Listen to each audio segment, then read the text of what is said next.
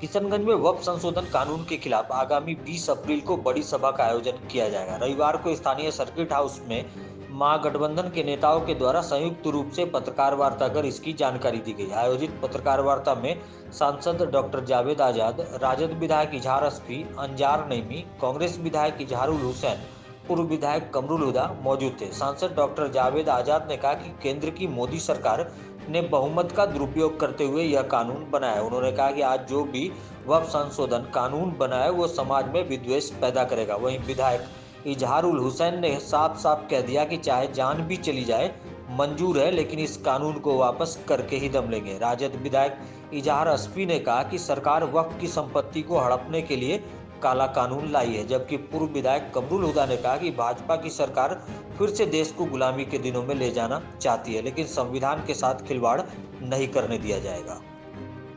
सच्चाई ये है कि कमेटी आप अगर देखेंगे तो कई नॉन मुस्लिम्स हैं उसमें। अभी भी जो ट्राइब्यूनल के जो मेंबरान हैं उसमें नॉन मुस्लिम्स होते हैं, उसमें कोई ऑब्जेक्शन नहीं है। वो कानून भाई जज और डॉक्टर थोड़ी परहेज करेगा है कि ये किस मज़हब से है, उसके लिए तो सब बराबर है। तो उसी तरह ये है। अब ये कह रहे हैं कि कम से कम 2 नॉन मुस्लिम्स होगा। क्यों होगा भाई? और कौन तय करेगा? वो मोदी जी या आरएसएस तय करेगा? मकसद क्या है?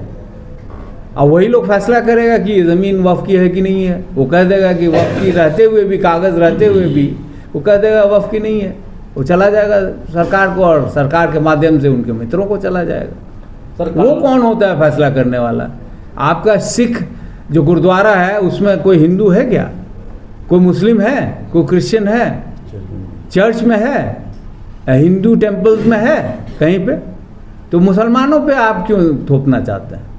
जब आपको आर्टिकल 25-26 में ये इजाज़त है कि आप रिलीजियस बॉडीज़ को आप अपने हिसाब से चला सकते हैं, तो कौन चलाएगा? जो मुस्लिम इस्लामिक स्कॉलर है वही ना जानेगा क्या क्या नियम है चलाने का।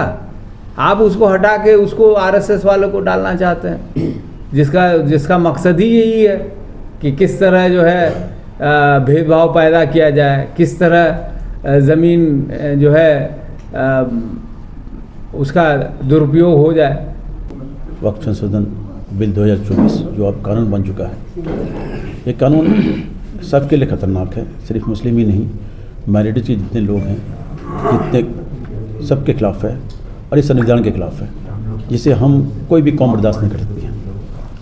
मिसाल के तौर पर अगर आज हम पर हो रहा है तो कहीं ना कहीं आने वाले दिन में अदर माइनॉरिटीज़ के लोग हैं, चर्च है और गुरुद्वारे हैं और मठ वगैरह है, हर जगह पर सरकार की नज़र पड़ रही है धीरे धीरे।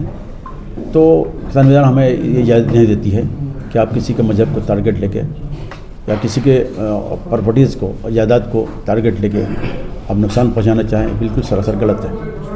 और औकाफ की प्रॉपर्टीज़ जो है, जो जायदाद हैं, कहा जाता है अल्लाह के जायदाद हैं, और इस जायदाद से सब गरीब जो लाचार मजबूर गरीब लोग हैं उनको मदद मिलती है। ऐसा ही नहीं कि सिर्फ मुसलमानों को नहीं, हर कौम के लोगों को इससे फ़ायदा मिलते हैं, फ़ायदे होते हैं। तो सरकारी चाह रही है हमारे जो जायदाद हैं उस जायदाद को हड़पना चाहती है, और उनका एक टारगेट है इस जायदाद को हड़प के किसी और के हाथ में करना चाहती है, जिसे हम कतई बर्दाश्त नहीं कर सकते हैं। और इसके लिए हमें जो भी करना पड़े, फ़िलहाल हम हमारे शरीयत में कहा जाता है कि एहतजाज हो, हम इसकी मजम्मत करते हैं। एहतजाज हो हम पहले अमन शांति से करेंगे, उससे सरकार नहीं मानती तो फिर आगे जेल भरो अभियान है। लेकिन फ़िलहाल आपने सुना होगा माननीय सांसद जी द्वारा सबसे पहले देश में और या याचिका उच्च न्यायालय में दिया गया है, सुप्रीम कोर्ट में दिया गया है। तो और भी लोग दिए हैं। मुझे उम्मीद है और पूरी जनता को, यहाँ के देश की जनता को उम्मीद है कि न्यायालय हमेशा हक फैसला करती है, और मुझे उम्मीद है कि फैसला हम लोग के हक में होगा। और हाउस है क्योंकि सरकार ने अब तक जो भी काम किया है ये अपने मित्रों के लिए किया है, अडानी और अंबानी के लिए। तो मालूम हुआ कि इंटेलिया हाउस भी वक्फ की ज़मीन पर बना हुआ है। मैं नाम में थोड़ा कंफ्यूज कर रहा हूँ। महमूद साहब शायद को हैं, वो सुप्रीम कोर्ट गए हुए हैं, उस ज़मीन पर मामला चल रहा है। तो जाहिर सी बात है कि जब ये कानून बन जाएगा तो वो डायरेक्ट जिलाधिकारी के माध्यम से उसको उनका मालिकाना हक दे दिया जाएगा, मामला वहीं ख़त्म हो जाएगा। तो सरकार एक तरह से इन ज़मीनों को हड़प करने के लिए कानून लेके आई है करके है, या और भी जो ये हैं कि वो जो बताया आपको अभी कि जो आप अनलिमिटेशन टाइम दे दिया गया है अपील के लिए, पहले एक लिमिटेशन टाइम था, अब किसी को कोई कागज़ मांगा जाएगा। अब जब किसी को अगर कोई आपत्ति है कि ये ज़मीन हमारा कब्रिस्तान है, कोई क्लेम करेगा कि ये कब्रिस्तान की ज़मीन नहीं है, मेरा है, तो अब उसको, जबकि आज सर्वे हो रहा है, ये तो हम समझते हैं कि 70-52 में सर्वे हुआ था, आज उसका कागजात नहीं मिल रहा है लोगों को। ये तो वक्त का, जब से हम समझ रहे हैं कि हुजूर सल्लल्लाहु अलैहि वसल्लम के टाइम से 400 साल 500 साल पहले का जो वक्त किया हुआ है, उसका प्रॉपर्टी अभी कहाँ से मिलेगा। ये तरमीमी बिल जो है, वक्फ तरमीमी बिल, इसके खिलाफ में संविधान को बचाने के लिए सुप्रीम कोर्ट किया, और हमें उम्मीद है कि सुप्रीम कोर्ट से हमें ज़रूर हक इंसाफ मिलेगा। परेशान है। और एक बात मैं कह देना चाहता हूँ ख़ास तौर पर मौजूदा सरकार के जिम्मेदारान को, कि आप जिस घमंड में हैं कि हमारी सरकार तो बनती है, तो आपको वोट आता है सिर्फ और सिर्फ 40%, 60% वोट तो मेरे साथ में है, प्लस मुस्लिम वोट है, सिख है, ईसाई है, सारे लोग। ये अलग बात है कि हमें बांट देती है ये सरकार, और हम लोग बढ़ जाते हैं, जिसका नतीजा ये होता है कि उसको मुट्ठी भर वोट मिल करके वो सरकार बना लेती है। लेकिन इस बार लोगों का ये आह्वान है, चूँकि पहले ही ट्रिपल तलाक पर उन्होंने मनमौजी किया, फिर सीए में किया, अब हमारे ऊपर वो निशाना डाला है, और डाल करके वो एक तरह का कामयाबी भी हासिल कर लिया है। इसलिए हम लोगों ने, कई लोगों ने, और हमारे किशनगंज के माननीय सांसद जनाब डॉक्टर जावेद साहब भी सुप्रीम कोर्ट किए, हम भी किए। हमको उम्मीद है कि जितने मुकदमात होते हैं सुप्रीम कोर्ट में, इसका सुनवाई ज़रूर होगा, और इसको हिंदुस्तान की अवाम को इंसाफ ज़रूर मिलेगा।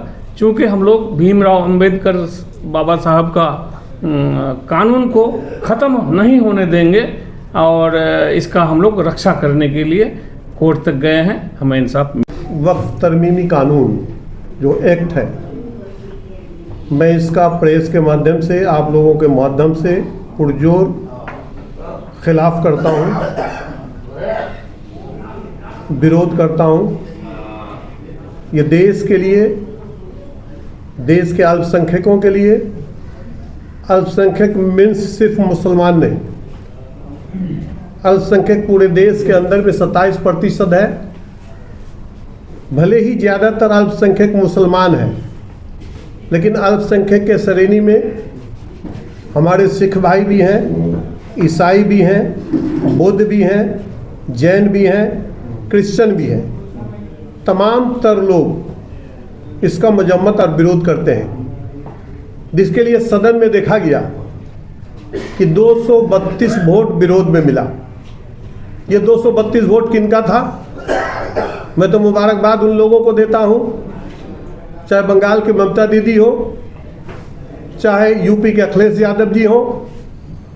इन लोगों ने इन बिल के खिलाफ में, इस काले कानून के खिलाफ में पूरी तरह से अपने वोट दे करके ये साबित कर दिया, ये कानून काला कानून है। इस काला कानून को किसी भी तरह से लागू करने के लिए नहीं दिया जाएगा। ये 232 वोट विरोध में गिरे। अल्पसंख्यक भाई, सिख, ईसाई, बौद्ध, जैनिस्ट, सबसे कहता हूँ कि इनका आप लोग साथ दें। ये आज मुसलमानों के ऊपर हुआ है, मुसलमान के साथ में हुआ है। वो दिन कल दूर नहीं होगा कि ये सरकार चाहती है कि चाहे वो हमारे सिख भाई के ट्रस्ट हो, ईसाई भाई के ट्रस्ट हो, या बौद्धिस्ट के ट्रस्ट हो, कल उनके साथ में ये काला कानून नहीं होगा। आज ये ताकत आजमा रहा है अल्पसंख्यक मुसलमानों पर, कल ये सिखों पर भी होगा, ईसाई पर भी होगा, बौद्धिस्ट पर भी होगा। इसलिए तमाम तर भाइयों से मेरा गुजारिश है कि आप सारे लोग इस काले कानून के खिलाफ में, इस काले कानून के विरोध में अब पूरे देश के अंदर में एहतजाज करें। एहतजाज करना हमारे संविधान में भी है। ये बाबा साहेब भीमराव अंबेडकर का संविधान, हमें संविधान इजाज़त देता है कि हम एहतजाज पुरअमन तरीका से करें और पुरअमन तरीका से हम लोग ये एहतजाज कर रहे हैं।